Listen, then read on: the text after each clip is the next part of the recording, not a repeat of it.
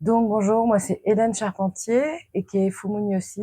Euh, je suis réalisatrice de documentaires ou de vidéos. Je fais de la photo aussi et puis un peu de formation et je suis apprentie herboriste. Bonjour, moi c'est Mélinée Faubert. Je suis scénographe et directrice artistique d'exposition dans les musées depuis une quinzaine d'années. Et avant, j'ai fait de la scénographie de théâtre.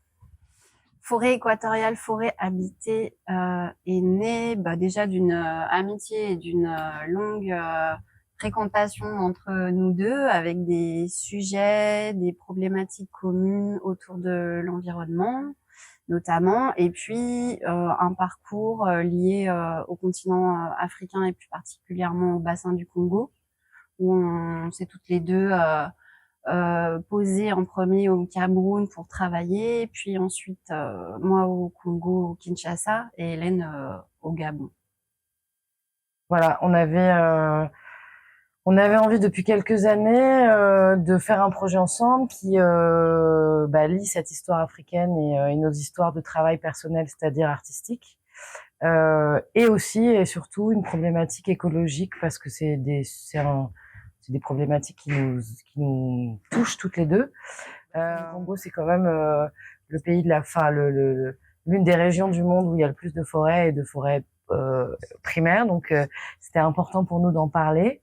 Donc on a mûri l'idée et puis petit à petit les choses se sont décantées et ça a donné ce projet de à la fois formation, à la fois résidence créative et à la fois exposition itinérante. Enfin, on aimerait faire itinérer ensuite les œuvres qui vont être présentées à Libreville.